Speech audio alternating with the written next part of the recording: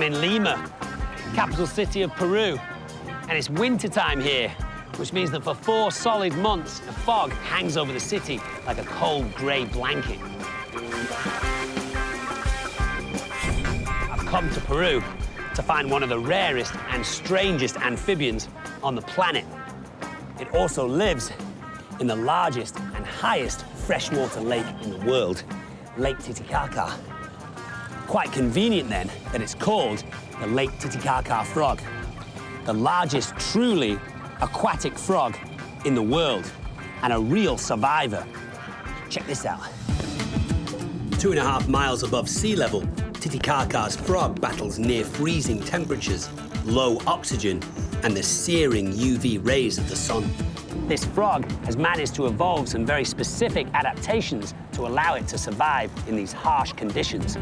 To see how this aquatic warrior survives one of the harshest climates on Earth, the only way is up, way up. Lake Titicaca sits at 12,500 feet, so even catching my breath is going to be a little difficult. Let's get moving, Frank.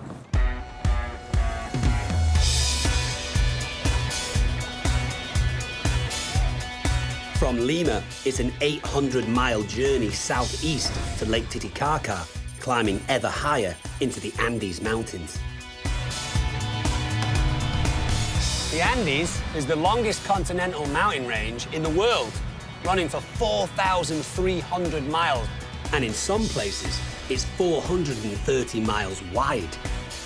But before starting that crazy climb, there's one quick stop I have to make. On the outskirts of the city is a refuge for birds of prey. The El Huayco Center sits in the Andes foothills. The owners have offered me a close encounter with a few of the Andes' most intimidating birds of prey. Hopefully a condor will answer.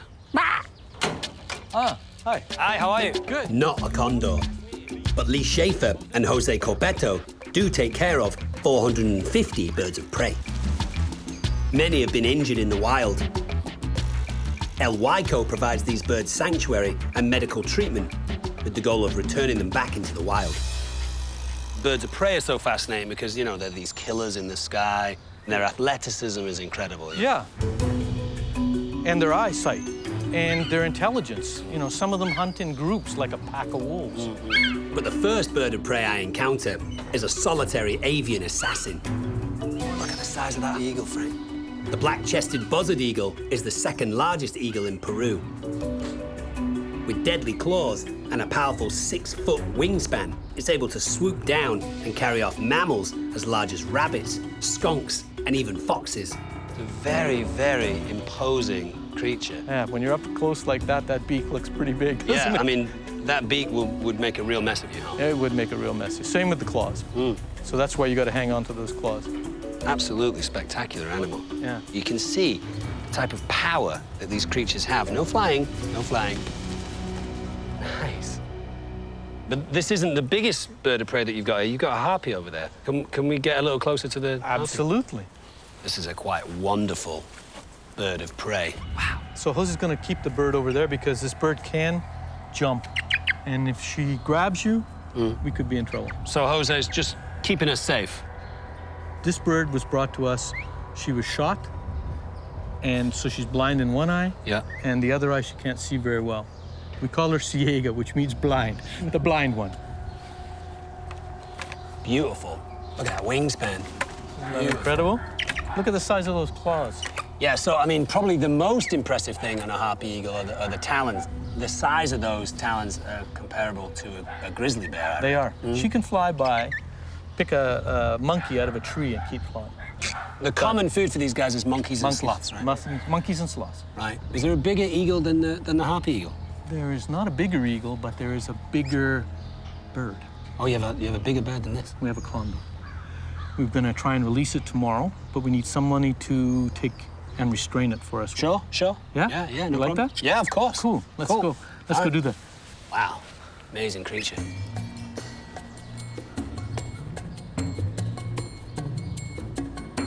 You're going to like this. Oh, this is Look it? to the right. This is it? Oh, This is it. This is a juvenile that we're going to release. Nice. So this is the Andean condor. Wow, that is bigger than I imagined. So we need to capture this bird, then we need to transport her up to 3,000 meters where we can finally release her. We should get going. Okay. Capturing this unpredictable wild bird takes nerves of steel, so it's best to follow the leader. So can you just push pressure on the bird, hold her down, like he's doing? Pressure, pressure, yeah. Obviously a little stressful for the animal, but they're trying to help it out. We're gonna try and tape this beak shut now. This is the dangerous part of a condor. This is the most dangerous part of the condor. She can rip open flesh. Think of her on the back of a cow. She just rips it open like it was nothing.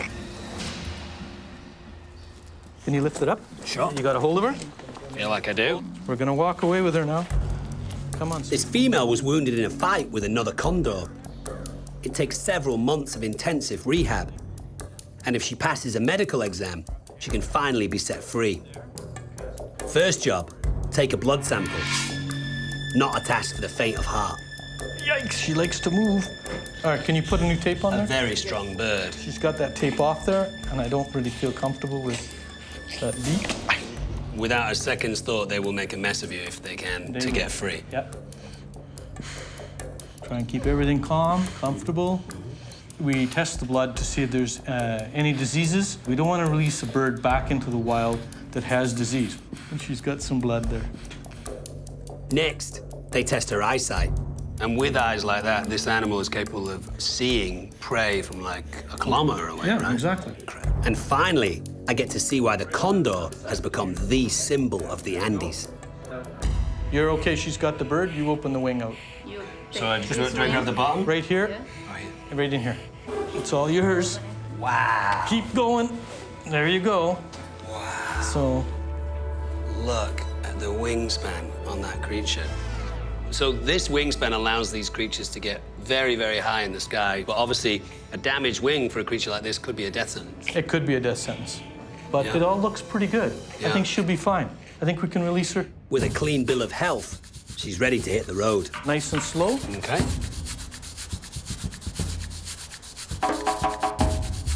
Nice.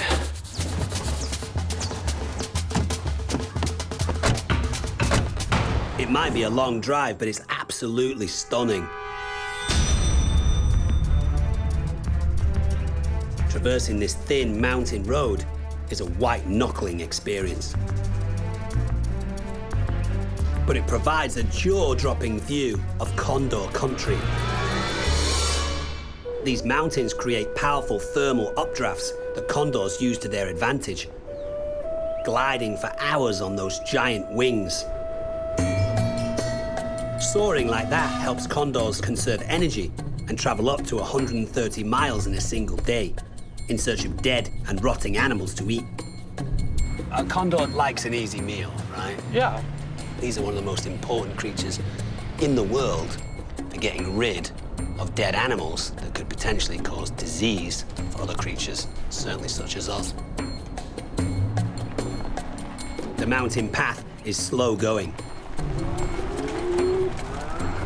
Now move on, Brownie. That's about as far as they're gonna go. Yeah, this one's a little Hang on a second. stubborn. Yeah, vamos, vamos, vamos, vamos, chicas. La la la la la la la la la la, chicas. Vamos, vamos. I guess Lee's good with more than just birds. 3,000 uninterrupted feet higher, we reach our destination. Okay. This looks like the end of the road, top of the hill. The release spot is at 9,000 feet, overlooking a breathtaking canyon. So, Lee, this was relatively close to where you rescued this condor, yeah? Yeah, this bird was found, dehydrated, emaciated. Right. So we're hoping by bringing it back here, we're gonna try and reunite it with its family. Aquí. Yeah, put on the floor. So I'm gonna stay still, everyone else stay still too.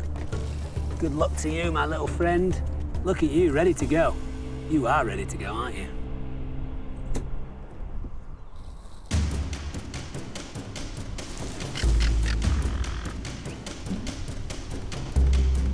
Look at that wingspan and look at that bird. These bright yellow tags will allow this bird to be monitored.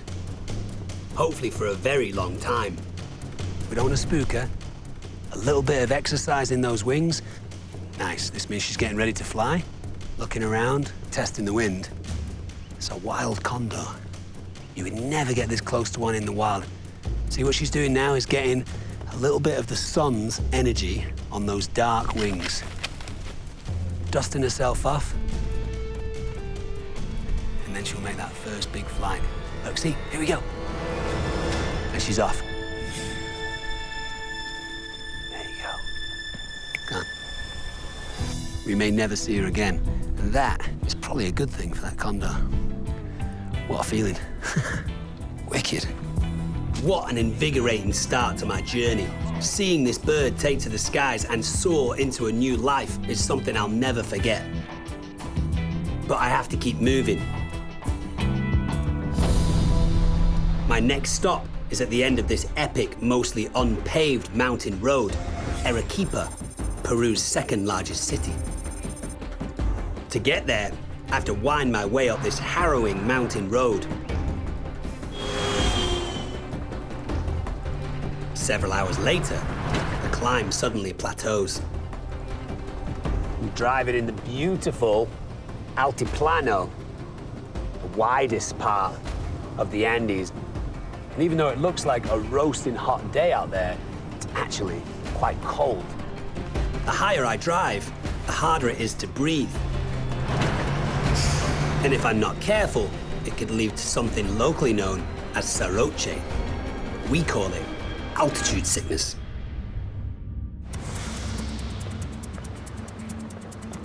So this is Arequipa, Peru's second largest city. It's also the second most popular tourist destination in Peru. This is a nice stepping stone city for me to get used to that altitude so I don't feel that sick when I head up a lot higher. First thing I'm going to do while I'm here is head into this market and pick up some supplies. This market has everything. But since I'm facing a climb towards 16,000 feet, I'm looking for an ancient remedy. Oh, this is actually what I'm looking for. This right here is actually a very important leaf in this part of the world, a sacred leaf, and it's been used for over 1,000 years. This is the coca leaf. Some of the symptoms of altitude sickness, which I'm actually having today, like a mild headache, like a tension headache, also a feeling of tiredness. Almost feels a little bit like a mild hangover without any of the fun of the night before. Una bolsa pequeña, por favor. When you chew these little leaves, the juices they release get into your bloodstream, keeping the altitude sickness at bay. You won't really taste anything for a couple of minutes until it becomes activated. And then it tastes like you kind of drank some green tea. And we'll definitely get rid of this slightly nagging headache that I've got. Ooh, that's just the boost I need. And with a clear head, I get a crazy idea. We sell panpipes here. I grew up playing the panpipe. I'm actually a panpipe aficionado. So I'd like to kind of, as a gift for the locals here, just play a few numbers. But I left my set back home. Oh. We've got these miniature ones here, which, quite frankly, are for amateurs. I do the full-size one, so I think I'll buy one of these. Let's just have a look. Everything seems fine. Good workmanship. How much is that? 10 soles. 10? Oh, okay, it's a good deal. There you go.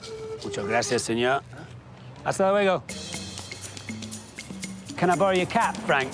I'm going to need it for change. This will be chock-a-block full by the time we're done. The panpipe dates back to the Incas, but hit the mainstream in the 1970s. This looks as good a place as any. Now it's the classic sound of the Andes. Okay, I'm trying to think what I'll start with. Okay, I'll start with a traditional one.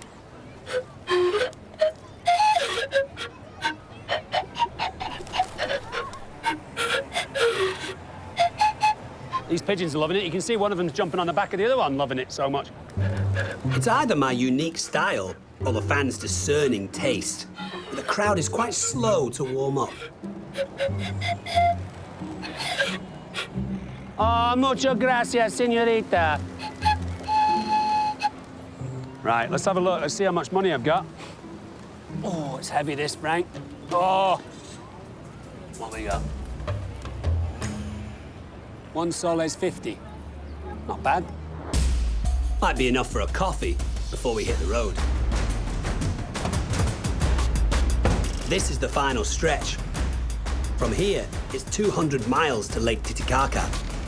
The place where I'm going to find the Lake Titicaca frog.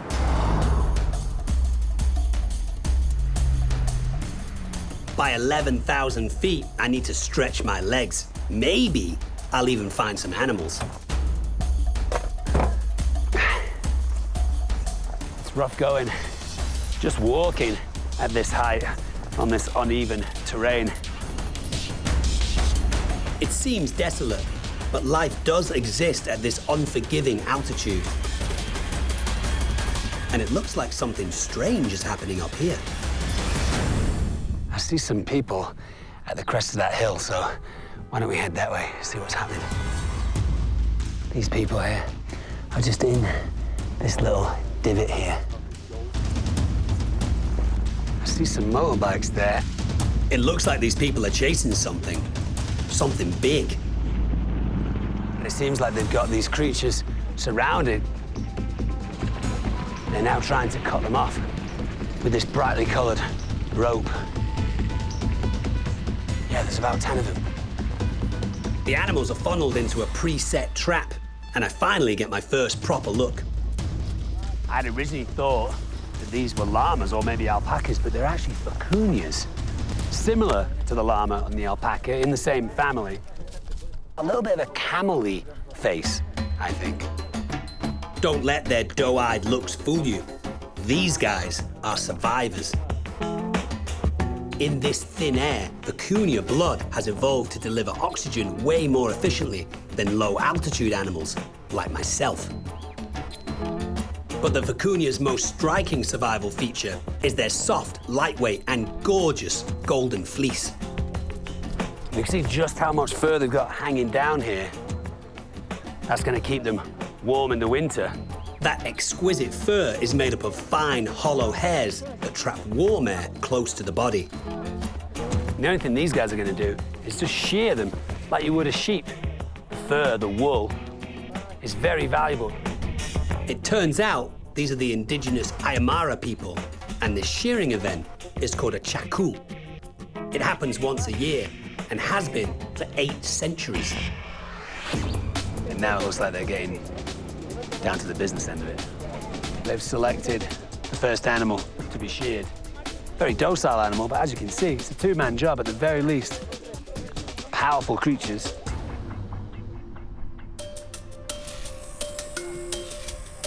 I'm sure once the weather gets warm, they appreciate the fact that this very warm, woolly fur has come off.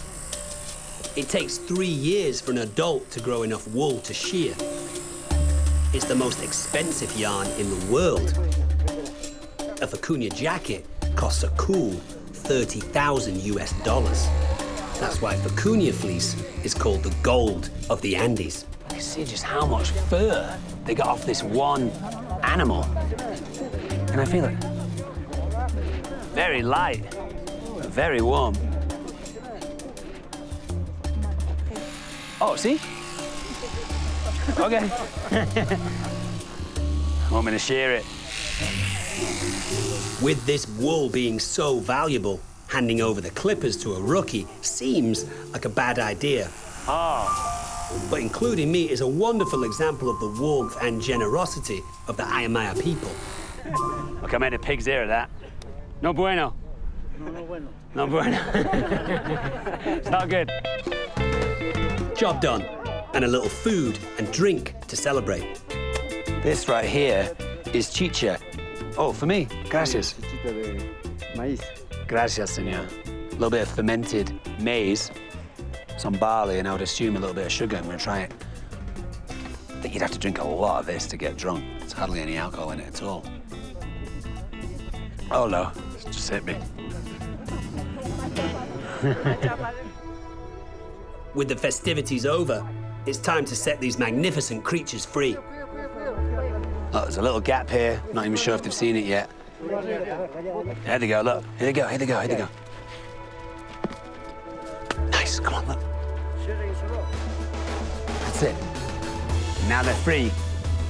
In this situation, it seems like everyone's a winner. they get a nice summer haircut. This community here gets the wool, and I get to shear an animal that I've only ever seen on the internet. Fun. An unexpected but welcome break from the road.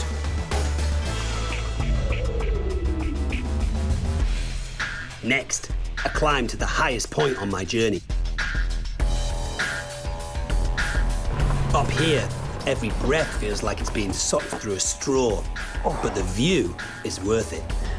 Let's have a look at this quite wonderful view. Watch you step here, Frank, a few rocks. Woo! Look at that. That is pretty spectacular. You can see in the distance there, that smoking volcano. That is Sabancaya. I think this is probably about as high in altitude as I'm gonna get. Frank's actually got a little snazzy altitude meter. Can I have a look, Frank? Let's show the people back home. 16,006 feet. That's definitely the highest I've been in altitude. The air up here is thinner than it is at sea level. There's less oxygen to get hold of. So you're having to take these big gasps, these big gulps of air, because your body is working so hard to try and get enough oxygen. Nice view, though. Mercifully, it's all downhill from here as I descend towards Lake Titicaca. But first, one final detour, a drive through the driest desert on Earth, the Atacama. Because the Andes Mountains are so high, they block almost all rain from the Atacama region. On average, a measly 1 millimeter of rain falls each year, and parts of it have never recorded moisture. But these extreme conditions are perfect for one thing: dune boarding. I've never done it before, so I've called in help from the pros. Hey, gimme. Dom. Hey. We're ready to catch some air then? Sounds good. Cool. Gimme is an extreme sports enthusiast with a dune boarding business based in Arequipa. He's the ideal dune boarding guru. What we do is we add a nice layer of wax every time we go down to grab some nice speed and slide off the dirt, no? So you want a lot of wax. The more wax, the more speed. So now we get on our board and we start. I'll watch you, Gimme, and then whatever you do, I'll probably do the opposite. Oh, so I'm gonna be your test dummy? Yeah. That works, let's do it. Okay.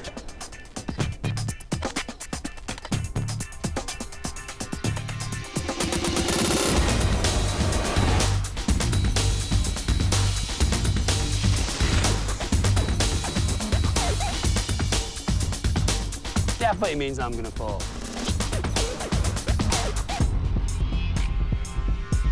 Here goes nothing. Luckily, the soft volcanic sand cushions me from the tumbles, and I managed to put together a pretty good run. One last opportunity to eat a little sand when the welcoming committee arrives.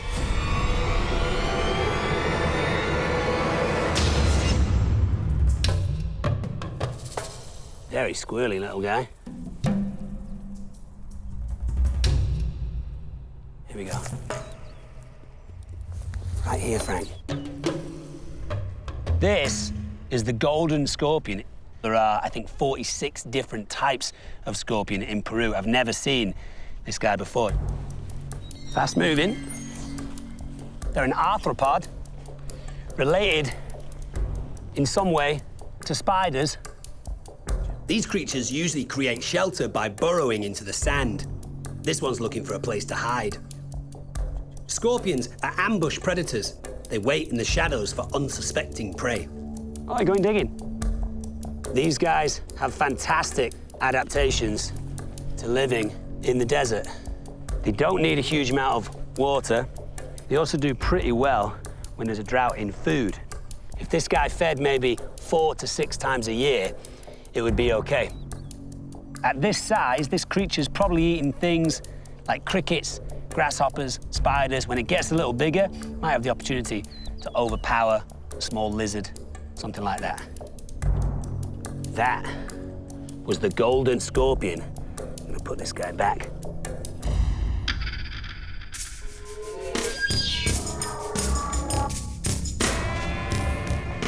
Look at this. This is like a little mini valley of prickly pear cactus. It's actually quite beautiful when it flowers. It looks like it's about to flower here. See how a lot of the cactus has this kind of white dusting. It almost looks like chalk. Look, this is in fact an insect. These little white colonies here, it's called the cochineal bug. They're parasites. They live exclusively on the prickly pear cactus, and they have a kind of spear-like mouth, which they'll dig inside into the cactus, try and get into that moist area. See that? So they'll drink that.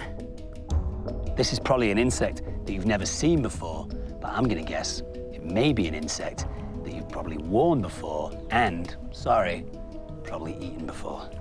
That's because the cochineal is a common ingredient in red dye for clothes and food. And if I just rub, you can see there's a very vivid red coming off that. You'll find it in a lot of food items that need to be more red. Red velvet cake, curries, probably has a little bit of cochineal in it. It probably is in your lipstick, your lip salve, your nail polish, so you are wearing an insect on your lips.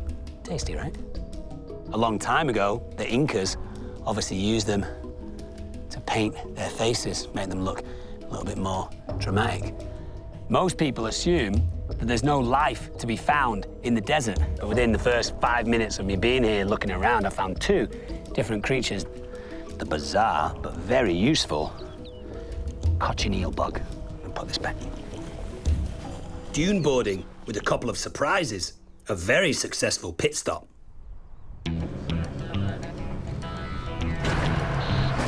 So this is the final push. Next up, Lake Titicaca, 12,500 feet above sea level. To find the animal, I've trekked all the way from Lima to see. The Lake Titicaca frog. So that is Lake Titicaca. With an area of 3,200 square miles, it looks more like an ocean than a lake. 40 years ago, an estimated 1 billion Titicaca frogs lived in this vast body of water. Recently, the frogs are landing on dinner plates or sold as superstitious cures for many ills. Now they're an endangered species, so finding them is a daunting task. Which is why I'm meeting with Titicaca frog expert Dr. Arturo Munoz, who's taking me out frog spotting. We're going to one of the frog's known breeding grounds. This is a critically endangered frog, but in terms of the best place on the planet for me to try and find it, that's where we're headed right now. Yes, that is the best place. Hopefully, that boosts our chances of finding this elusive creature before nightfall. Which way? That way.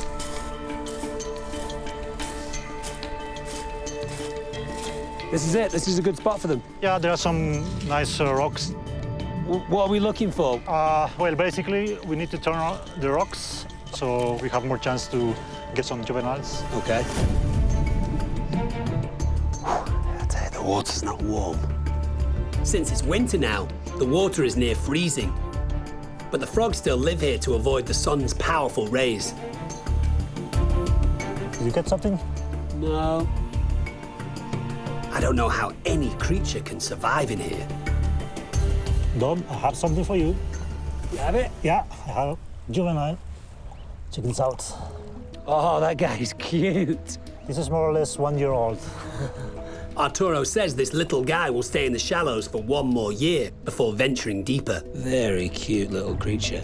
Look at that, Frank. Quite dramatic spots on its back. Oh, you can see those folds of skin on him quite easily there. Fully grown, these folds of skin will be even more pronounced. And this pint-sized juvenile will become a super-sized frog, as big as a dinner plate. Let's put this guy back. There you go, buddy. A nice find, but it's the adults I'm after. Unfortunately, that will have to wait until the morning. Arturo has arranged for overnight lodgings close by, on Lake Titicaca's famous floating reed islands. These islands were originally built by an ancient community called the Uru. They were forced off their land by invading Incas 500 years ago, with no land left. the Uru built their own using these reeds. There's quite a lot of people living here. There's around about 97 islands. From the boat, I can see the layers of totora reeds. They've been lashed together and piled up on the water to create all those 5-foot thick parcels of floating land. Without access to wood or brick, the Uru used the totora to build everything from ornaments. Very cool fish structure there, look at that. To fishing boats and even buildings. I'm actually going to stay on one of these islands tonight. And in the morning, I'm going to wake up, meet Arturo to take another crack at finding an adult Titicaca frog. Nice soft landing.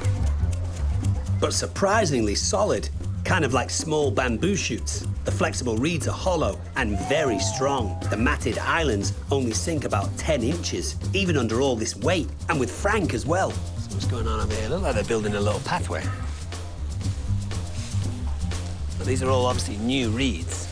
Hola, can I help you? Is that okay? Yes. Yeah? Okay. Let's help these guys out. Time to pay my way. My new friend tells me the reeds at the bottom disintegrate after weeks in the water. Not the nicest smelling reeds in the world, but they have just come out of the lake. To keep the floor intact, new layers get added on top. Every 10 to 15 days or so, they'll replace this. And it seems like all the community just pitch in and help. Oh, he's got me working. It's hot work, I tell you. And this altitude doesn't do you any favors either. Which is the reason why I'm a little tired. Looks like these guys are doing it okay. Over generations of living at this altitude, the Uru have developed extra red blood cells, which keep oxygen and energy flowing. Just for a minute, Frank. Just for a minute. I'm knackered. So it's time to move to a different island, find my hotel, and hit the hay. Whew. This charming little island we're approaching here is called Christina's Island. Not sure if Christina lives here, but there are some ladies and a gentleman waiting to say hello. Kamisaraki. Hola. Hola, Kamisaraki. Soy Cristina. Oh, you're Christina? Sí. Yo soy Dominic. Kamisaraki. Hola, chica. So maybe you can show us around. Sí, toros. Todo. Ah, it's all made from these reeds. After an exhausting journey, I can't wait to get some rest in one of the quietest places on Earth. You hear that, Frank? Oh, what is that? Do you want to move?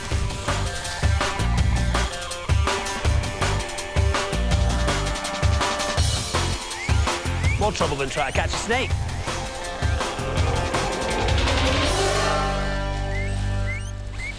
Great escape artist. I'm not gonna hurt you, I'm not gonna hurt you. Shh. This is a wild guinea pig. Now, I'm not hurting this little guinea pig. One of the reasons why they're called guinea pigs, it's thought, is because of that noise that they make. They can sound a little bit like a pig. But guinea pigs are not related to pigs, and they're not from Guinea. They're rodents from the Andes. They're highly social creatures. In the wild, they live in large groups. And with this gorgeous coat of fluffy fur, they're well equipped for the high life. They were domesticated by the Incas about 3,000 years ago, probably for food more than anything else, not for pets. And then, 500 years ago, invading Spanish conquistadors took guinea pigs back to Europe to sell as pets. They're one of the most domesticated creatures in the world. They can be very, very tame indeed. But in Peru, they remain a source of food to this day, much like rabbit back home. The taste is supposed to resemble kind of a oily pork, which might be another reason as to why they're called the guinea pig. I've handled some wild things in my time, so I know better than to push my luck. It's quite an intimidating little creature. And if it bites you, it's quite dangerous. Fast, scary, sharp claws, sharp teeth. One of the more terrifying animal experiences that I've had the extremely squirrely and highly unpredictable guinea pig of Peru. Put this guy back. Now just watch out, Frank, because if she goes for you, I would say run. Oh, back away, Frank, back away! After that frightening experience, it's time to turn in. My room on Christina's floating island hotel is a traditional Uru hut, built with dried totora reeds and decorated with traditional Uru fabrics. It's so pretty. The colors in here are so beautiful. Gracias. Sí. Muchas gracias. Okay, cool. Tomorrow is my only chance to complete my mission, so I need some rest. What a fun day. Time to turn in for the night, though. Tomorrow, we hunt frog.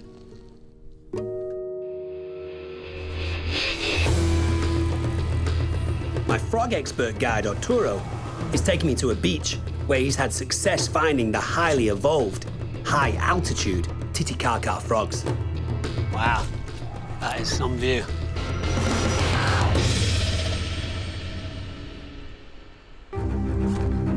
But finding just one critically endangered frog in this vast lake won't be easy. Making matters worse, weather and time are not my friends. It might look like a beautiful day, but looks are deceptive.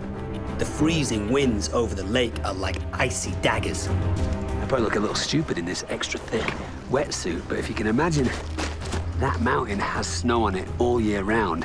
It's not too far away from this lake. In fact, it probably feeds this lake, making the water a mind-numbing 54 degrees. Even with this wetsuit, I've only got about an hour in the lake.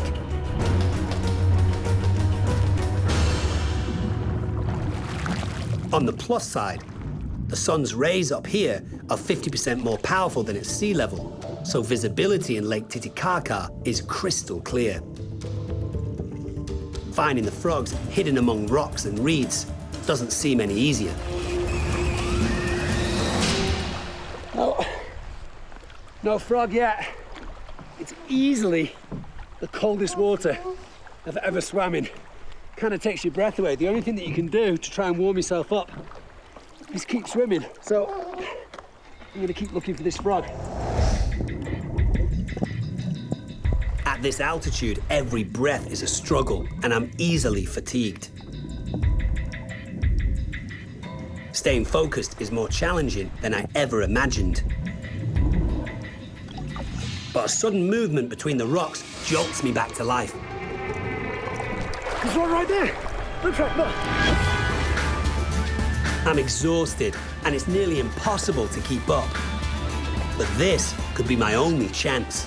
It's now or never.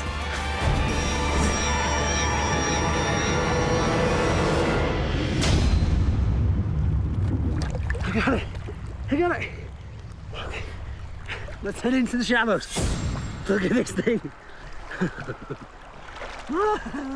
So sweet. Wow. Okay, I'm gonna sit down here. This rather peculiar little slimy object in my hand is the Lake Titicaca frog. Let me just take my hood off. Oh, I can hear again.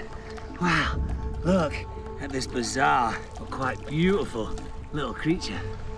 This is the largest strictly aquatic frog on the planet. It spends its whole life in the water and only in Lake Titicaca. It may look slightly ridiculous, but this frog is actually a voracious predator.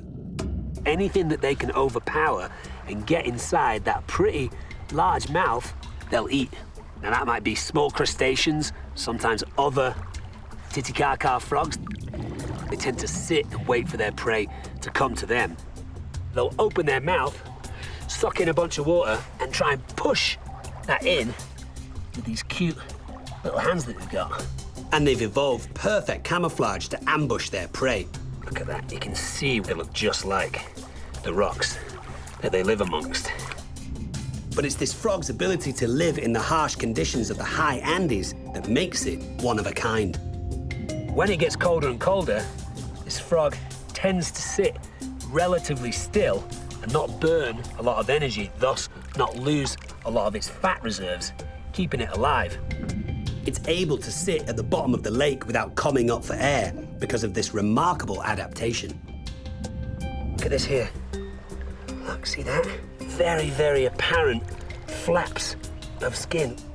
See that, Frank? Very, very unusual. Probably the most unusual thing about this frog. What that skin actually does is allow this frog to absorb very low levels of oxygen out of this lake. Most amphibians can absorb oxygen in the water through their skin, but these supersized skin flaps are the key to this frog's survival in the oxygen-depleted waters of Lake Titicaca. It does have lungs, but it doesn't seem to use them or need them. In fact, it can spend probably all of its life on the bottom of the water. There, it's able to live, safe from the deadly ultraviolet radiation, extreme temperature swings, and thin air of the high Andes. All week, at this altitude, I've been struggling, taking deep breaths, coughing, trying not to exert myself, and I've now found a true warrior that lives up here, an animal that not only survives, but thrives here, and only here, in the waters of Lake Titicaca, the rather beautiful and certainly strange Lake Titicaca frog. I'm gonna put it back now. Good luck.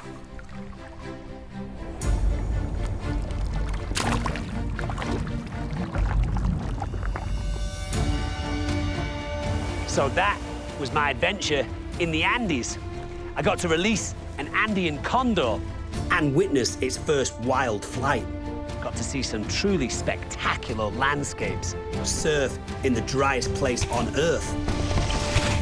I also had an encounter with one of the strangest and rarest amphibians in the world, the Lake Titicaca frog. I've had a formidable crash course in survival in one of the most extreme ecosystems on Earth. All right, Frank, what do you say? Let's hop it.